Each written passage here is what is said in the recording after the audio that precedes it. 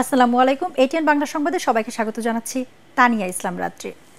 বাংলাদেশের অন্তর্বর্তীকালীন সরকারের সংস্কার কার্যক্রমে ঘনিষ্ঠভাবে পাশে থাকবে বিশ্বব্যাংক। সংস্থাটি জানিয়েছে, অর্থনৈতিক সংস্কার, ডিজিটালাইজেশন, তারল্য ঘাটতি মোকাবেলা সহ বিভিন্ন খাতে ডক্টর ইউনূসের সরকারকে $3.5 বিলিয়ন সহায়তা দেবে তারা। বিশ্বব্যাংকের প্রেসিডেন্ট অজয় বঙ্গ বুধবার নিউ ইয়র্কের সাক্ষাৎ শেষে ডক্টর ইউনূসকে এই প্রতিশ্রুতি দেন। প্রধান উপদেষ্টার প্রেস উইং এই তথ্য জানিয়েছে। এদিকে দক্ষিণ এশিয়ায় আঞ্চলিক সহযোগিতার সবচেয়ে প্ল্যাটফর্ম হিসাবে পরিচিত সার্ক পুনরুজ্জীবনে পাকিস্তানের সহায়তা চেয়েছে ডক্টর ইউনূস। জাতিসংঘ সাধারণ পরিষদের অধিবেশনের ফাঁকে গতকাল পাকিস্তানের প্রধানমন্ত্রী শেহবাজ শরীফের সাথে আলোচনাকালে এই কথা জানান তিনি।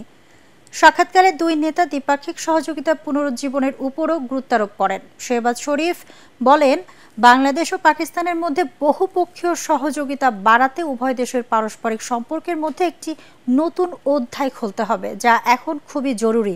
বাংলাদেশের পোশাক ও চামড়া শিল্পে বিনিয়োগে পাকিস্তানের আগ্রহের কথা উল্লেখ করেন শেহবাজ শরীফ।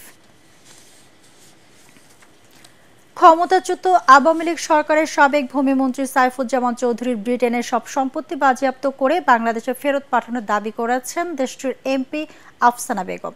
মঙ্গলবার ন্যাশনাল ক্রাইম এজেন্সির ডিরেক্টর জেনারেল গ্রেম বিগারকে লেখা এক চিঠিতে তিনি জানতে চেয়েছেন, সাইফুজ্জামান চৌধুরীর সম্পদগুলোর বিষয়ে ব্রিটিশ অপরাধ সংস্থা কী ব্যবস্থা নিচ্ছে। আফসানা বেগম মনে করেন, বাংলাদেশের সাবেক মন্ত্রীর এসব সম্পত্তি দুর্নীতি ও অর্থনৈতিক অপরাধের সঙ্গে জড়িত।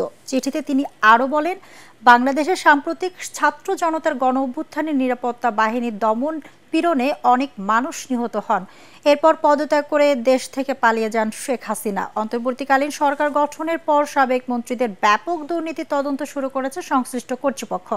আল জাজিরা টেলিভিশনে সম্প্রতি সাইফুজ্জামান চৌধুরীকে নিয়ে একটি অনুসন্ধানী প্রতিবেদন প্রকাশ করে। তাতে বলা হয়, যুক্তরাজ্যে বাংলাদেশের সাবেক এই মন্ত্রীর প্রায় ৩০০টি বাড়ি রয়েছে, যার দাম প্রায় $4,500 কোটি টাকা। মৌসুমী বায়ু ও বঙ্গোপসাগরের লঘুচাপের প্রভাবে আজও ঢাকায় সকাল থেকে গুঁড়ি গুঁড়ি বৃষ্টি পড়ছে। এতে স্কুল, কলেজ শিক্ষার্থী সহ বিভিন্ন শ্রেণী পেশার কর্মজীবীরা ভোগান্তিতে পড়েন। আবহাওয়া অফিস জানিয়েছে, সারাদিন থেমে বৃষ্টি ঝরার সম্ভাবনা রয়েছে। সন্ধ্যার পর পরিস্থিতির কিছুটা উন্নতি হতে পারে। লঘুচাপের কারণে গতকাল থেকে ঢাকায় থেমে থেমে বৃষ্টি হচ্ছে। খেলার খবর।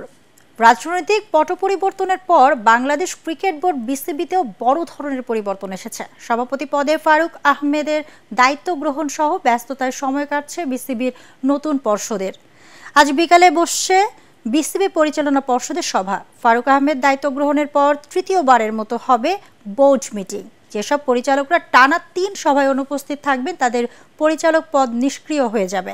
এদিকে বিপিএল শুরুর সময় নিয়েও এই বোর্ড সভায় সিদ্ধান্ত হতে পারে। তাছাড়া কয়েকজন পরিচালকের পদত্যাগ, সাব কমিটিগুলো কোনো কাজ করতে পারছে না, সেই পদে দায়িত্ব বণ্টনও হতে পরিচালনা পর্ষদের এই সভায়। দর্শক, পরবর্তী সংবাদ দেখার আমন্ত্রণ জানিয়ে এখনকার মতো শেষ করছি। এটিএন বাংলা সংবাদ ইউটিউবে দেখতে ব্রাউজ করুন, youtube/ATN বাংলা নিউজ। ধন্যবাদ সবাইকে।